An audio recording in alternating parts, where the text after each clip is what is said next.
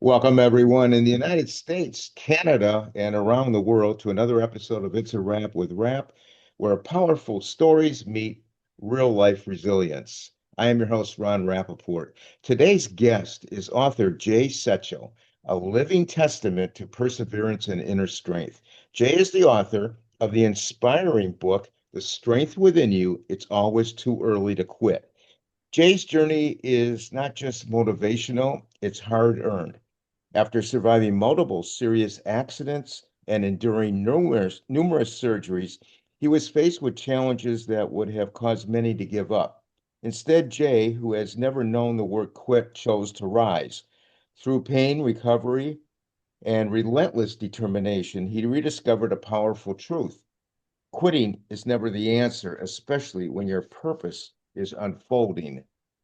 His book is more than a story, it's a roadmap for anyone facing adversity, self doubt, or setbacks, reminding us that strength isn't found when life is easy, but when we never stop moving forward. Welcome, Jay, to the podcast. Hey, Ron, I appreciate it. Glad to be here. Glad to be here, sir. Glad to have you. It's a pleasure to have you with us today. Hey, I read same your here. book. I found it very inspiring. First off, you served in the U.S. Marines, and I want to thank you for your service. Hey, you're welcome, and I'd be glad to do it again if I could. Well, let's introduce you to the audience, Jay. Please tell us a little bit about your early years leading up to joining the Marines. Oh, my early years, I was born and raised on a working farm in northern Illinois, north central Illinois, and we did the typical thing with feeding calves and had a lot of cattle and I was raised with fortunately by some great parents and grandparents and but my parents were they expected I was raised with a sense of urgency, a sense of responsibility.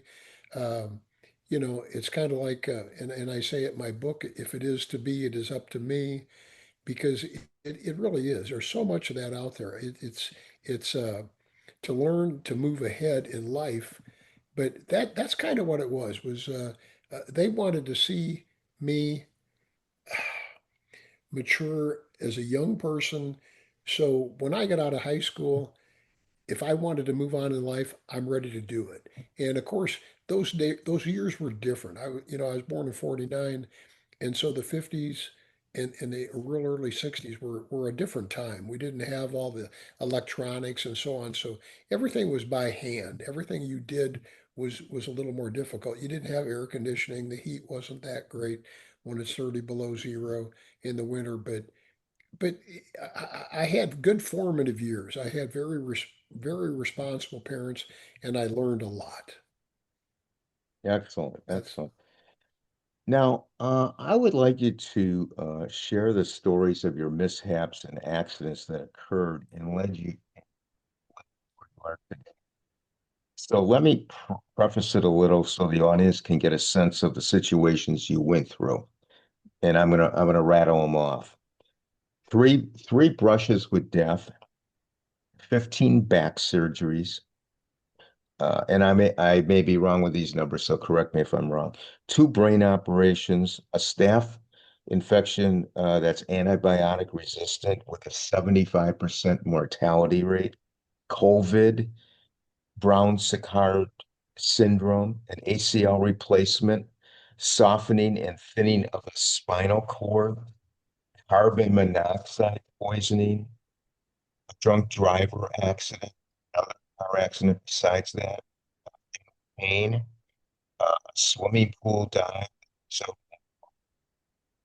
oral surgery, paralyzed from the shoulder down, and you maintained a job in 1991. I'm sure I missed something in it, but uh, you expound on that? sure. And to me, you were breaking up on my headphones, so I don't know if you were picking up to your audience or not. But um, most of it I got. Um, yes, sir. Well, there has been two car accidents. One in the Marine Corps when I was taking another Marine back to base. It would had been I was a sergeant in criminal intelligence, and they found this gentleman was a corporal. He was in my unit under my command. The people that he was tracking found out where he was at, cut his head open pretty bad, cut his ear half off, down into his neck. I just happened to stop at his house, and but that all led into a thing where his wife went with us. They'd just been married just a few months. She ended up being in a coma. We hit a semi, taking him back to base. And the semi was pulled across the road at nighttime, had no side lights, no reflectors, no identifying marks at all. It was just like driving into the dark. And we had cars behind us. One was a full bird colonel, and his testimony was if we hadn't hit the semi, they would have hit it. But the car was a '66 Ford Galaxy 500 XL that went from 17 and a half feet to under 10 feet. It Wow. just crushed, and then it Yeah. blew up. It was on fire, so we were all on fire inside the car. Uh, Three Marines on orders for Vietnam left staging battalion and came upon it and worked to pull us out. And they had to fight. I mean, it's a long story. I don't want to really, it would take too long to cover all of it. The one thing that really struck me was the one gentleman that's still alive um, had told me that when they were wrapped up and they were starting to get cleaned up and stuff, as the three officers went over to the, the ambulance or whatever, they had skin hanging off their hands and their arms, and they they felt that everything had been very, very hot because everything was on fire. And the thing that really it gave me tears when he told me. I was wordless, and but when they started cleaning them off, they figured it was their skin, but it ended up being our skin. They had worked so Wow. hard on pulling us out, they had pulled our skin literally off of our bodies. And that, if you stop and think about brothers saving brothers, and we were in civilian clothes because that's the way the Marine Corps is. They didn't know we were Marines, but that was it. And on the when they had me in emergency, I had a bad out of body experience. Three doctors gave up on me. Were leaving. Um, One of the another doctor had been called, was a oral surgeon, and I had 32 facial fractures. They had had to dig my head and my face out of the steering wheel, and my skull was crushed. Had severe TBI, burns on my skull, and uh, he cut a tracheotomy, and he the other three doctors were walking away. He was looking at it from a different standpoint, and when he cut the tracheotomy, I just the blood came out of me, just spewed out of me like a whale surfacing. And what had happened was I'd had multiple fractured ribs on my left side and right side, but I had my lung had been, my left lung had been uh, pierced in two places and my right one. What happened, I drowned in my own blood. And so Wow. that put the pressure on my heart. Yeah. And the other ones then said, "Oh my gosh," you know. Now, I don't remember anything. I remember cussing, swearing. I was mad. Everything was very violent. Um, but I felt like I was alive, but I was out of my body. And they were walking away and telling the other doctor, he's a lost cause. He's too bad. I mean, my, fractures like beyond belief. And but I spent a year in the Naval Hospital from that, so that was a lot. But out of that, I got out of that. Linda was in a coma for 18 months and passed away, and Roy returned to service. He wasn't broken up so bad, but he had burns over 60% of his body, and he passed away from a heart attack here about 6 months ago. But he spent about another 6 years in the Marine Corps, and then worked for the Army as a civilian contractor for, the remain till he retired. But Uh-huh. got out of that, started a few businesses later on after I kind of rehabbed, but had full leg braces on both my legs up to the crack of my butt. Um, you back in those days, you got no physical therapy, you know, occupational therapy. There's no psychiatry. There's no nothing. It's just get you in, get you out. Because Vietnam was still going Yeah. crazy. And but then on September 3rd, 1973, I had a drunk hit me almost head on, and out in the middle of the cornfields, out in the middle of northern Illinois. And he didn't have a seatbelt on, got thrown out of his pickup truck, run over by his truck, and killed.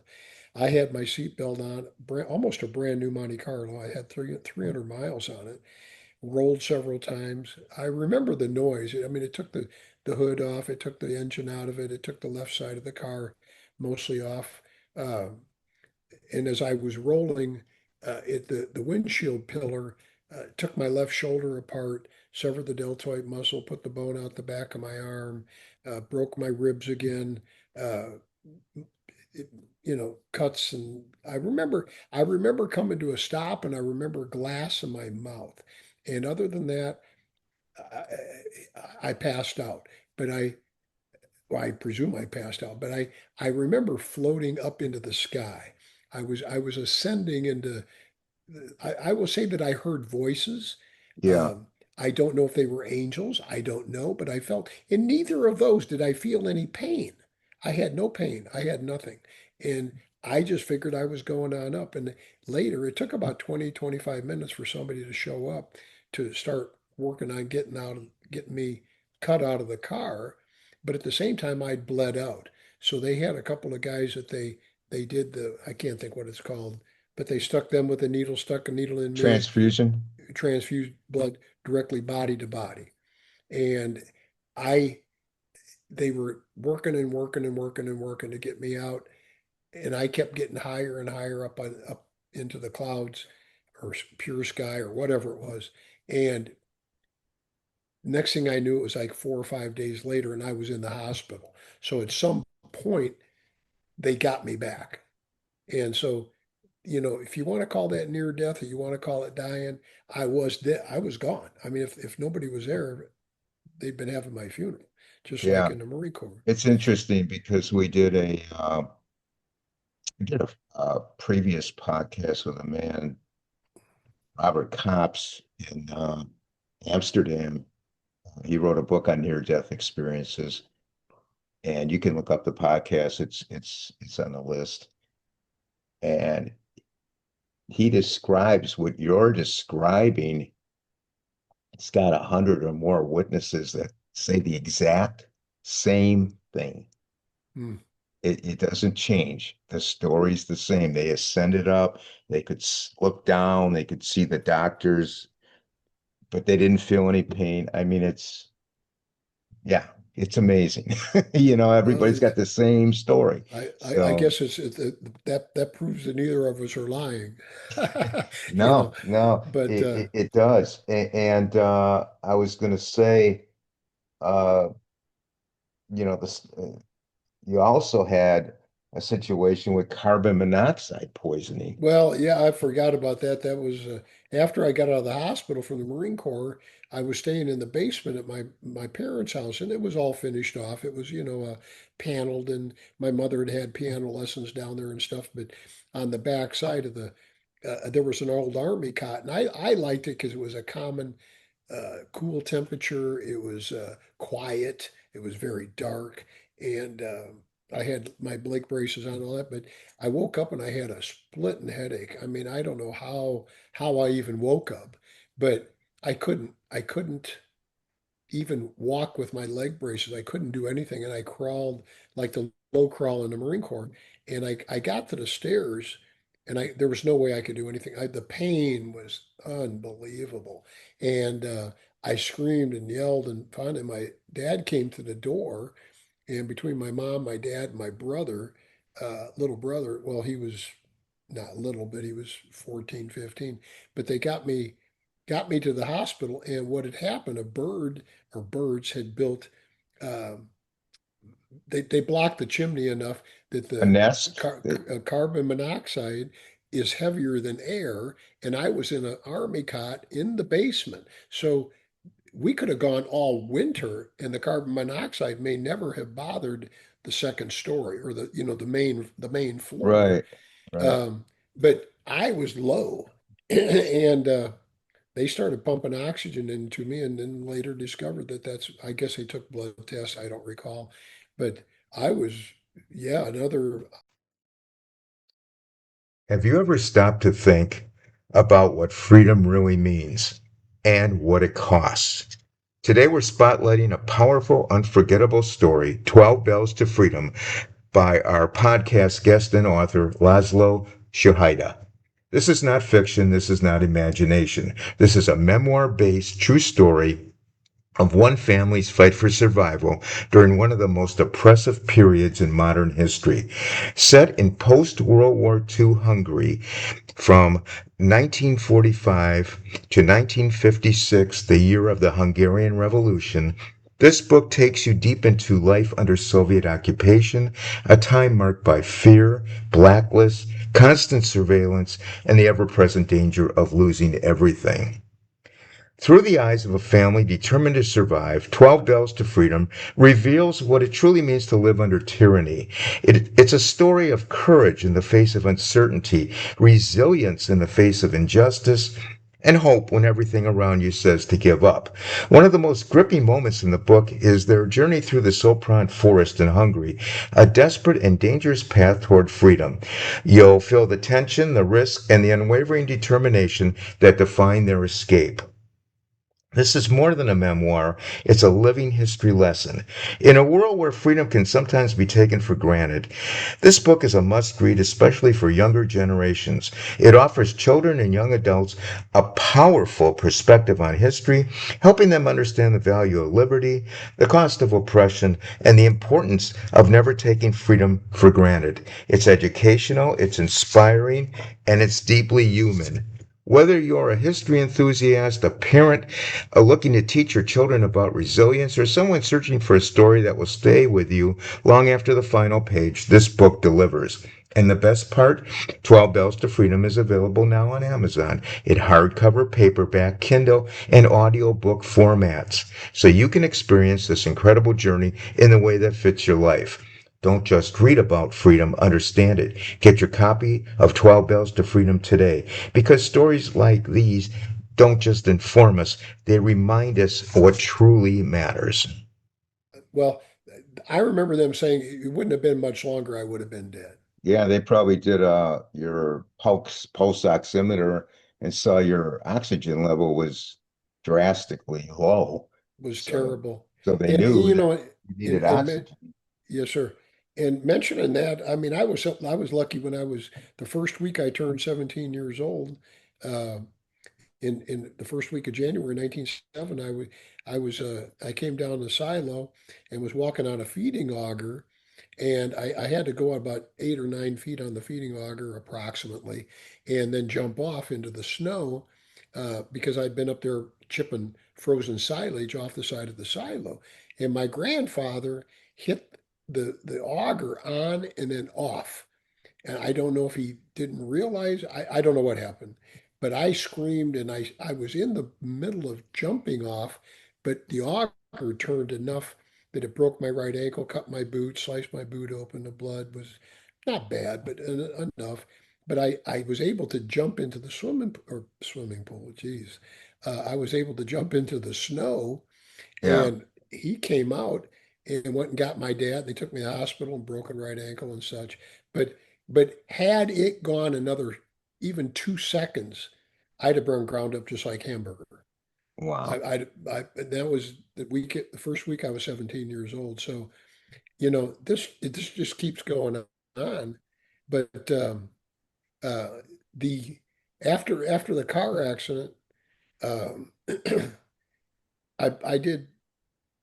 Well, I started a couple other businesses. I had stuff going. I did miscellaneous stuff, and then went through it. I'd been divorced, uh,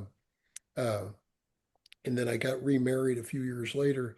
And when I was 31 and a half on the July 4th, 1981, I, we had a 4th of July party, and after the party, we played volleyball and stuff. And somebody, the neighbor right behind the place where we played the volleyball, had put an in-ground pool and he invited everybody over. So my wife and I rode over on my motorcycle and parked it and went up, and some of the guys were going to toss me in the pool. And I said, no, no, no, no, no, not till I get my, I had some very expensive Lucchese ostrich quill cowboy boots on and my billfold, you know. Yeah, they're So not going in the pool. yeah, they're not going in the pool. I'll fight for that, you know. Yeah, And so I got them off and they come running for me. And I thought, well, I'll just jump in. yeah, And I know you said dive, but I jumped in on my feet and I landed too stiff-legged in 3.5 feet of water. That and I had contacts in. So I might have thrown my head back a little bit, but the compression of the fracture broke four of my vertebrae in my neck, C3, 4, 5, and 6.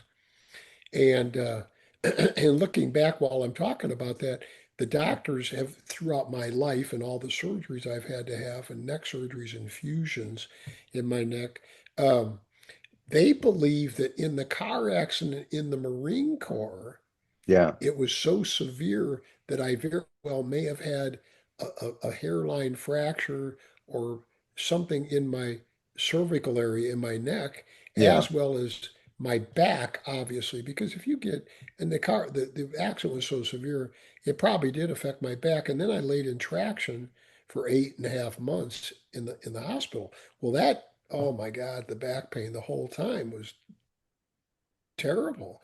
But I just figured it's life. I don't know. And Yeah. but at any rate, back to the swimming thing.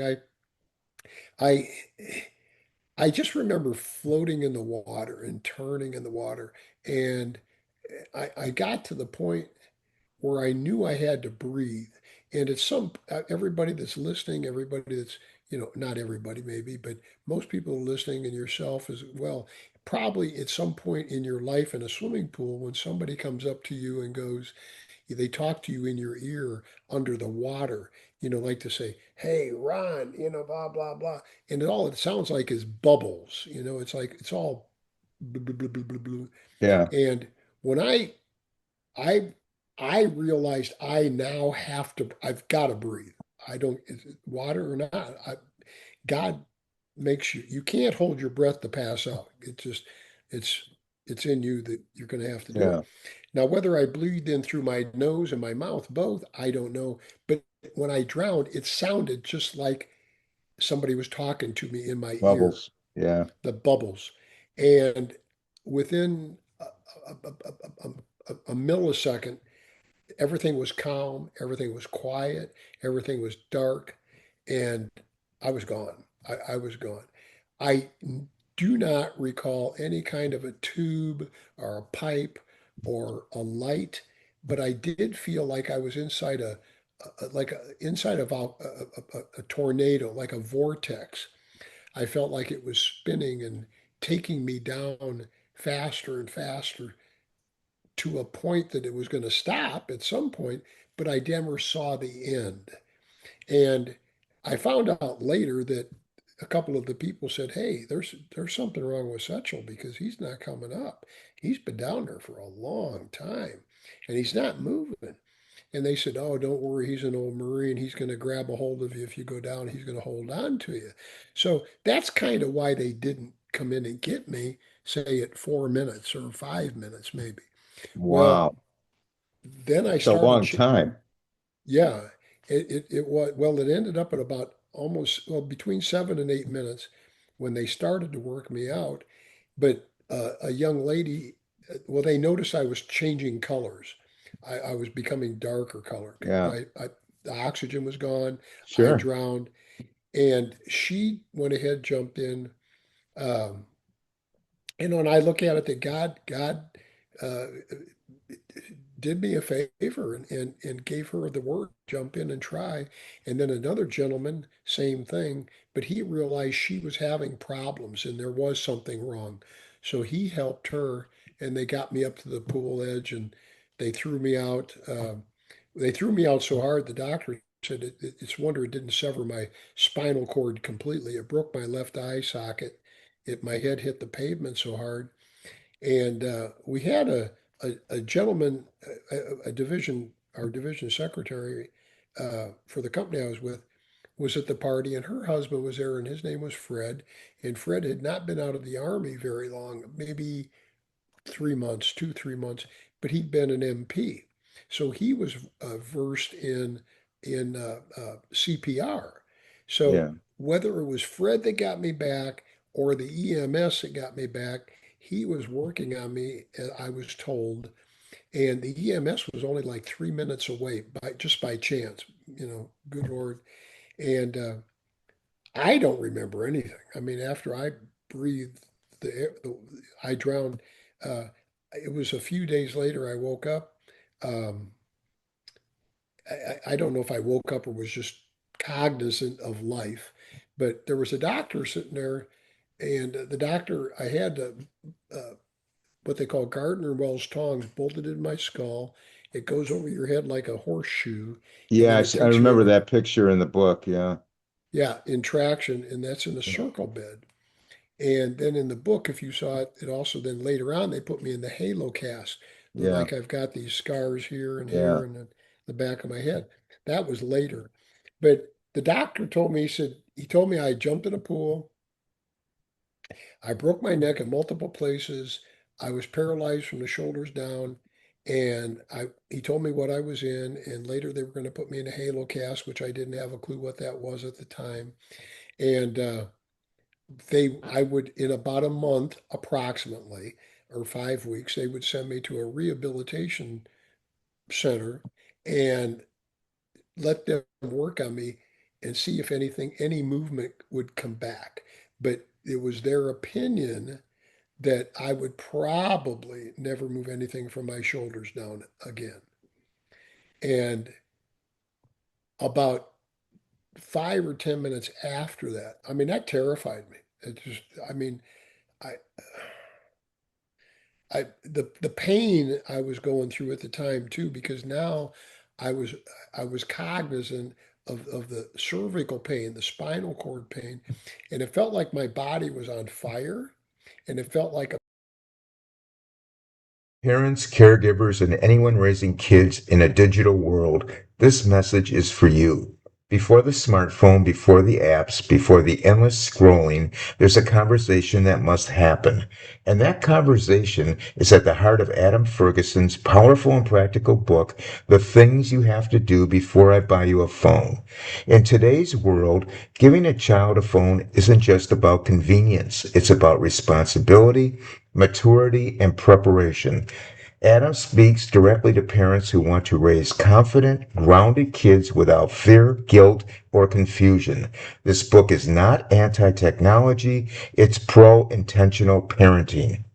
Through real life examples, clear expectations, and thoughtful guidance, Adam lays out the essential steps every child should take before receiving their first phone. From building trust and accountability to understanding online behavior, boundaries, and consequences, this book helps families get on the same page before the screen ever turns on. What makes the things you have to do before I buy you a phone so impactful is its tone, honest, practical, and deeply respectful of both parents and kids. Adam doesn't preach, he equips. He empowers parents to lead with clarity and kids to understand that a phone is a privilege, not a right. This is the kind of book that sparks meaningful conversations at the dinner table, sets healthy expectations early, and helps families avoid the conflicts that often come with technology. If you've ever wondered, how do I know my child is ready for a phone? This book gives you that roadmap. Parents, educators, and mentors, this is a must read for navigating childhood and adolescence in a digital age.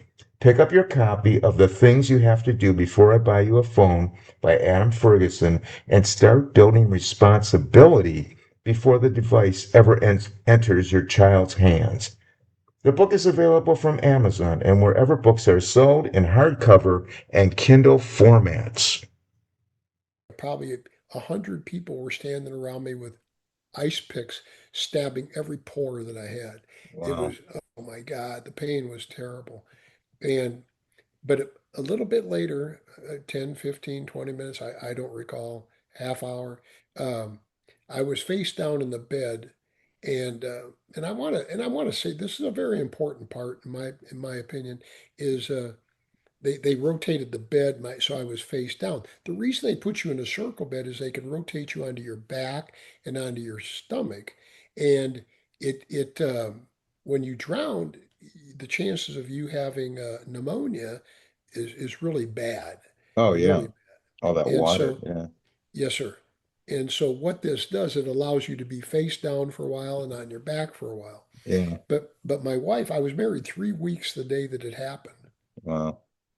And my wife, second marriage, but my wife said she was on, kneeled down in front of me and looking up, and she said, Jay, I've got a man here named Tom Cooper. I met him in the waiting room. He's got a son in the hospital, and he would like to say a prayer for you. And if that's okay, blink your eyes, and which I did.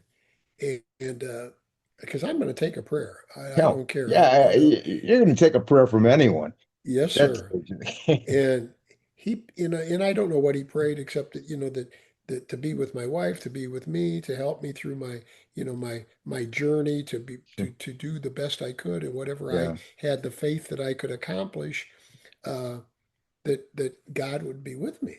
And I over the years, and I'll say this at this point, that I have thought back about that 1,000, probably 10,000 times.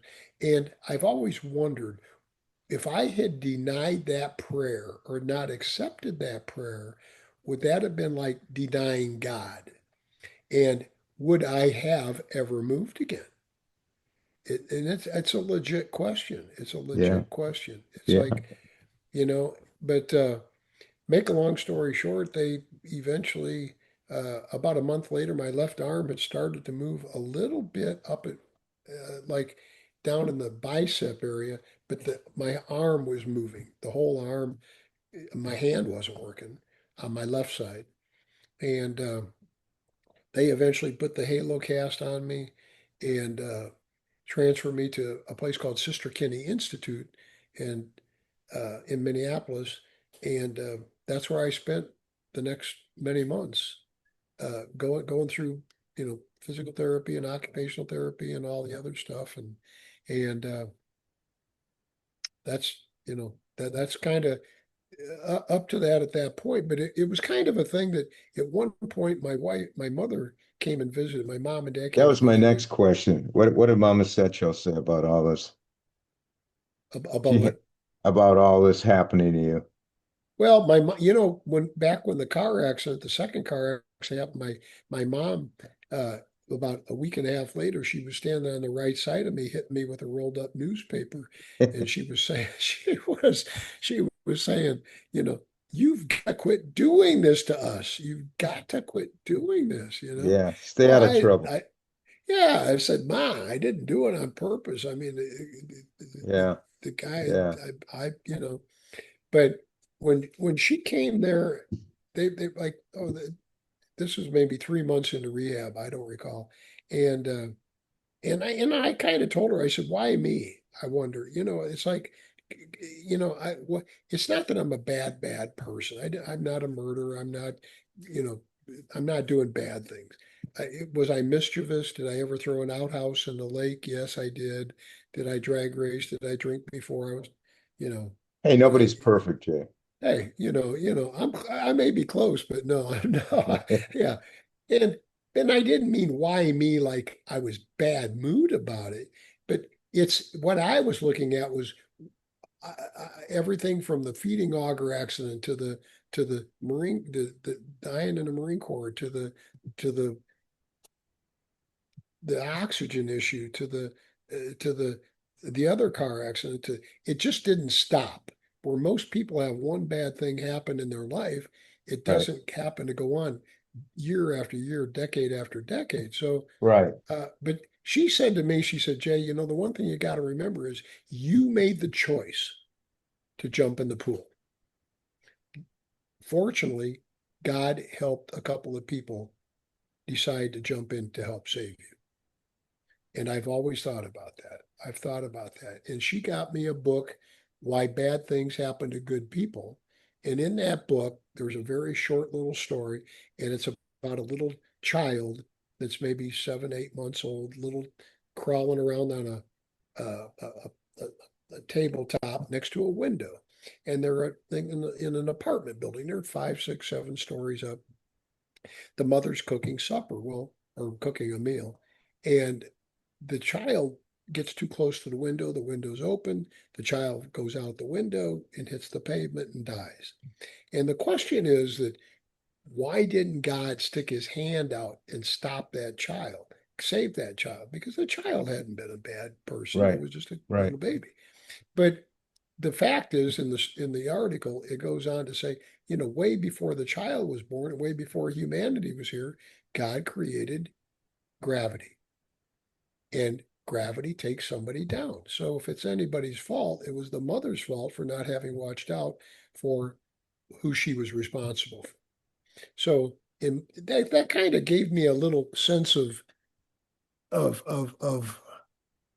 don't know, belief in the Lord's power and strength. Yeah. Uh, and why I was still there. But so then therapy began, and away the rest of the my time went. Okay. Let's move on. I wanted to know what sparked you to write the book. I had people for years, 50 years ago, longer than that, tell me, Jay, you need to write a book.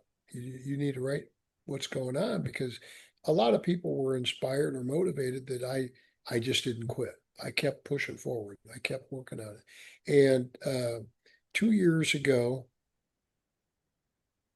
and I've thought about it, but I just didn't have any direction. I don't know how to. I'm not a writer. I'm not a, you know, I can tell a story correctly. I can motivate. I can inspire. I've done very good corporately. I did very good as an entrepreneur.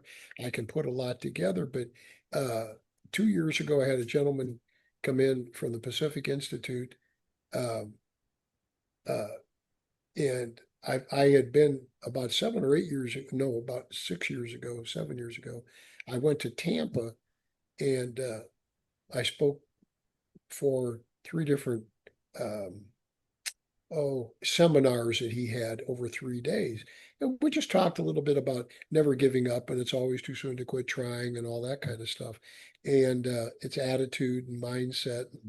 And he said, Jay, you just got, so he connected me with a lady that I told the story to, and I dictated it. It took me a year to think back and take my time and try to do it. But the book does talk about, as you saw, it talks about some of my death. It talks about, the MRSA staph infection. It talks about the COVID. It talks that my wife was told to go home and make funeral arrangements because COVID was so bad.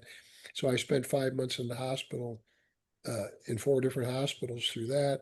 And it talks about a little of that and a couple of other crazy things. But the main purpose is the strength within you is to help people find and understand that they have strengths within their body, within their mind, Hmm. that it's either through being the way they were raised, what they had to go through. Maybe it wasn't the best way they were raised. Maybe they had a bad a family life. Maybe they didn't have much family life, but there's a lot of people that can accept that and do something with their life, not always just blame failure or blame.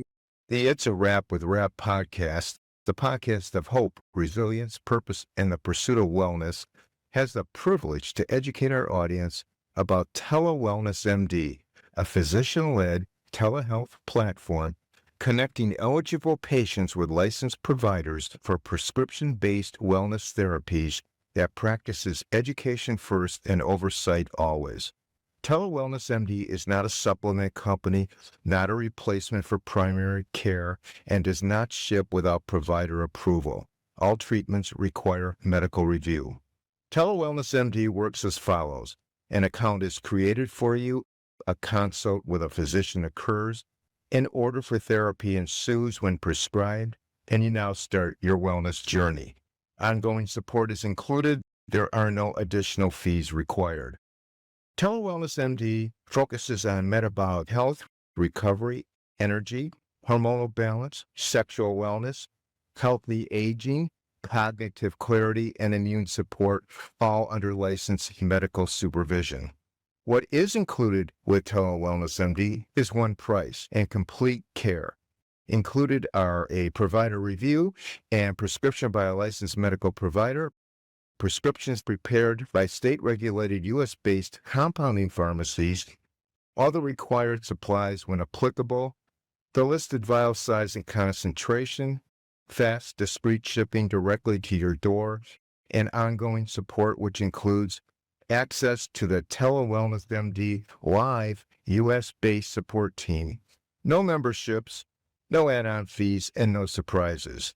Are you curious? Learn more and connect with a licensed provider to determine whether treatment may be appropriate for you.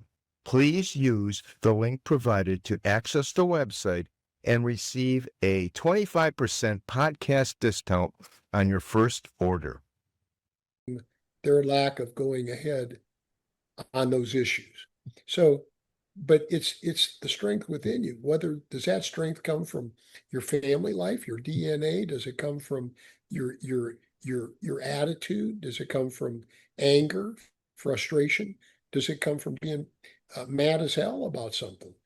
And you can dig. Does it come from pain? Pain motivates me when I'm in a lot of pain. I'm always in pain. But when pain gets worse, I push back. And if when you get, Ron, when you get involved in a project, very concentrated in a project, you kind of forget about outside elements. And that Right. outside element can be pain. So Sure. the pain is there, it's just as bad, but you don't think about it till Right. you're done with that project. So the reason the book is okay, here's what I went through to a large degree, not everything, um, but to a large degree. And where can you find strength within yourself to overcome the adversities and the roadblocks and the detours and failures you're going to face throughout life, no matter what? And that's what it is, because I believe the more people you help, the better person you become. I I absolutely agree. I and that's what I've always tried to do is I've worked with a lot of people um, over the course of my life in companies I've started, whether or when I was corporate, and some people, if you don't have the wherewithal to pull yourself up by your own bootstraps to help yourself at all, then you have to kind of make that decision that I'm not going to spend more time on that person when there's somebody over here that will do that. And that gets back to the 10 two-letter words that I put in the book too. If it is to be, it is up to me. Yeah, absolutely. Absolutely. Uh, I know we're running out of time, but had a whole bunch of questions for you. We're going to probably have you back, Jay, because you're such an interesting story, to be honest with you, and you help so many people with what you've been through. All right, let's go some of my other Go questions ahead. at the Go end. ahead. Uh, they do have a bunch that we just don't have time for, but a couple things. Yes, sir. If you could go back and tell your younger self one thing, what would it be?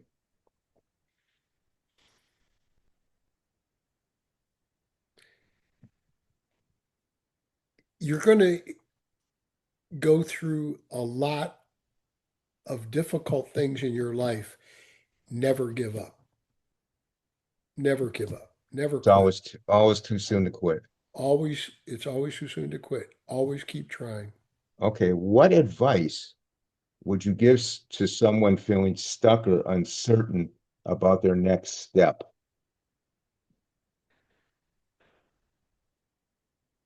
I believe that the people or that person needs to decide if their next step is what they really want. And if they really want it, what what can they do? Can they read a book? Can they listen to a podcast? Can they find somebody that's doing what they want to do, or in that next step, and go out and talk to somebody? There's the old saying is, surround yourself with people on the same mission that you're on, Right. but also find people that are smarter than you are or experienced, and people that have been through it, and explain to them. I don't know many people that you can't go to. If I wanted to come to you right now and say, Ron, I'm having a real struggle with this, it's something I'd like to do.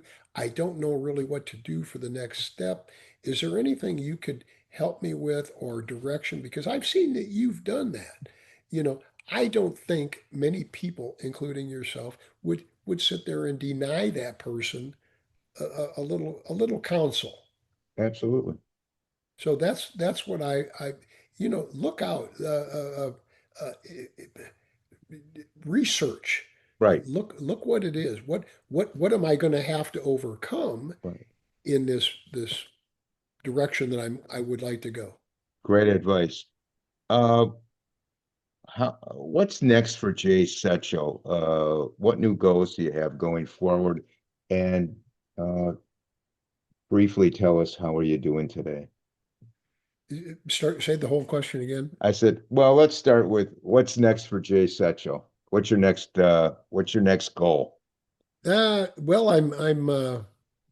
uh, I'm still working on an invention. I got a utility patent. It's something that can go worldwide. I'm still kind of plugging on that. It's just been a hard thing to get it produced, but I'm a pretty well.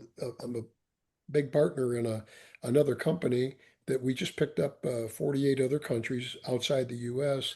And I'm an investor into that, and it covers battlefield immersions, full combat training facilities. It's explosions, it's noise, it's smoke, it's everything.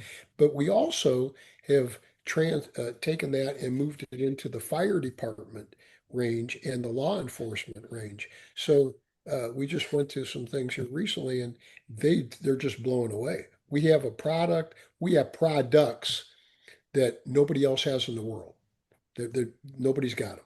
And so and if it's like if you go, let's just mention firefighters. They had a big convention in Orlando. They stopped in Tallahassee and Mobile on the way back, and everybody was blown away with it.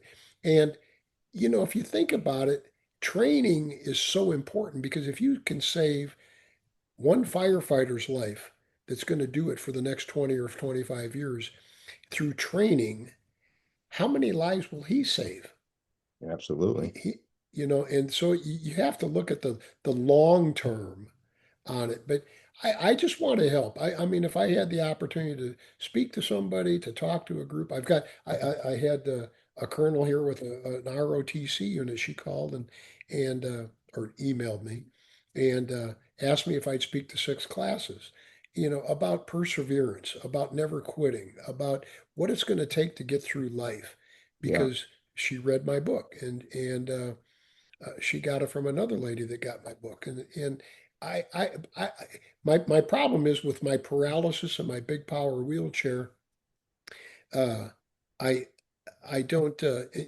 You mentioned I had 15 back surgeries, which I did, but I've had 73 surgeries overall, oh yeah, and that's tremendous it's number. just so my ability to travel is somewhat limited, Sure. and between traveling and pain, and you can't get on a stage. I can raise my wheelchair up a little bit, but I, there is a story to tell people, and I've talked to some groups, and uh, I spoke to a high school class about 20, 25 years ago, and actually 5 classes, but the last class of the day, uh, I mentioned, I said, early in the first class today, there was an individual there that just didn't pay a lot of attention. They didn't have any eye contact. They didn't take any notes. They didn't do anything, but they were there. It was an alternative school. It's for kids that were problem children or had a problem and were going back to school. I said in this class right now, and I said I wouldn't have hired that person no matter what. I don't care what they had for degrees. It doesn't matter. I wouldn't have hired them. And we were supposed to be talking about our business, what we did for a company. And I thought, no, let's talk about what it takes to get through life. Never give up.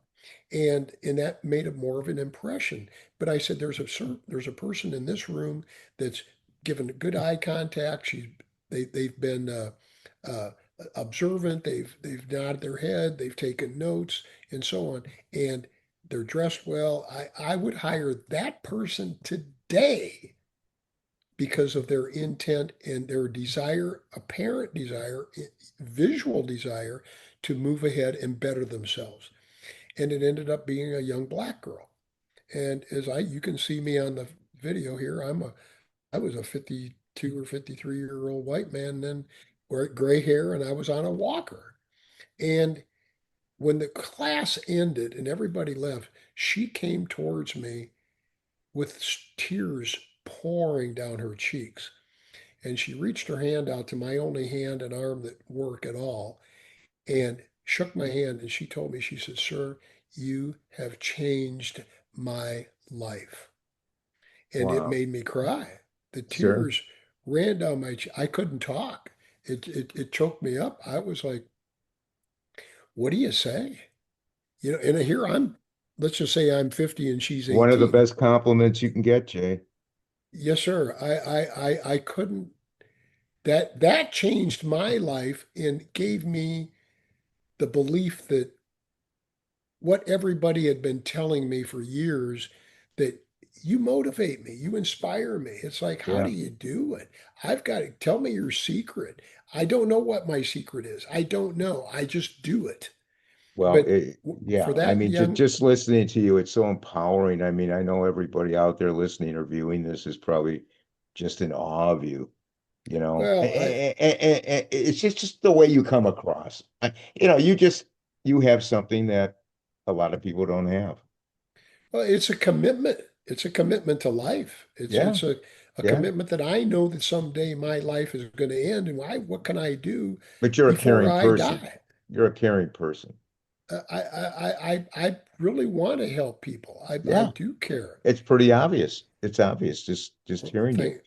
thank you. Jay, I want to ask you as we get ready to leave, where can people contact you and get the book? The book is, as you mentioned, is The Strength Within You. It's Always Too Soon to Quit. It's available to Amazon. Um, I've got a web page, no, a Facebook page that they're just putting out right now. It just came out about a week ago, or 4 or 5 days ago, called "The Strength Within You." Is a Facebook page, and it's got some good things on it already. It's really getting a lot of response. But I've also got a website that it's been held and they're finishing it up, so it's not there yet, but it Do you will know be the within name the of it? next. Yes, sir. Hey, it's a great name. Neverquittrying.com. Never quit Trying.com. trying.com. It's under It, construction right now. yeah, but it's got a holding spot, and they can contact me through it. My email there is my first name Jay, J at neverquittrying.com. All right, we're going to put that in the podcast notes. And Okay. I want to let everybody know that our podcast, my podcast, It's a Wrap with Rap, is also promoting the book, and it will be an ad in several of the episodes, and it will also be on our book nook, which will be on which is on the website. It's a wrapwithrap.com, and we will be coming out with also a new website. It's a wrapwithrap.com, which is like Jay's under construction, and should be out very shortly. I want to thank you, Jay, for joining us today on the podcast. Your insights, your honesty, and your willingness to share your experiences has made for a powerful and meaningful conversation. I appreciate the time you spent with us and the value you have shared with our listeners and viewers. Thanks again, Jay, for being here, and I wish you nothing but good health, physically and mentally, going forward. Okay? No Well, more, let's hope no more you know, mishaps, accidents, all that stuff that's yes, behind sir. you, and we're going forward and we're going strong. Well, let's a couple of two or three things real quick. I would like to come back and ask me some other questions because I will. I will. I think you've got some on it. Another thing that I thought about, somebody mentioned to me yesterday, Jay, there's no reason you can't do Zoom or something like that and do virtual field Absolutely. Yeah, coaching. I was going to tell you, I wrote that down in one of my notes. You got Zoom. If you can't travel, hey, you got Zoom. So you can We go can still anywhere. do something. But I'd like Absolutely. to leave something, and I start my book out with, and I know you saw this, but I'd like to say it to everybody out there is what lies behind us and what lies ahead of us are very small matters compared to what lies within us. Absolutely. And that's where I come from. I know what it's like to be dead, and I know what it's like to need help, and I'm not gonna live forever. And what I can do, like you said before, I do care. I really do. Yeah. And It's whatever I can help. once again Thank you, sir. a pleasure to have. Thank you. Comments and suggestions for the podcast, you can email me at it's a wrap with rap at gmail.com. We have a Facebook group, a couple thousand people in it. It's a private group. You want to join, just email me. It's a wrap with rap. We're on Instagram. It's a wrap with rap podcast. We're on X at rapper, WRAPPER 130. We're on most social media platforms. Our website is it's a wrap with rap.com. And all the episodes are on YouTube. We have a YouTube channel. It's a wrap with rap, the podcast uncut. I want to thank everyone for listening or viewing. And I want everyone to please stay safe. And for now, it's a wrap.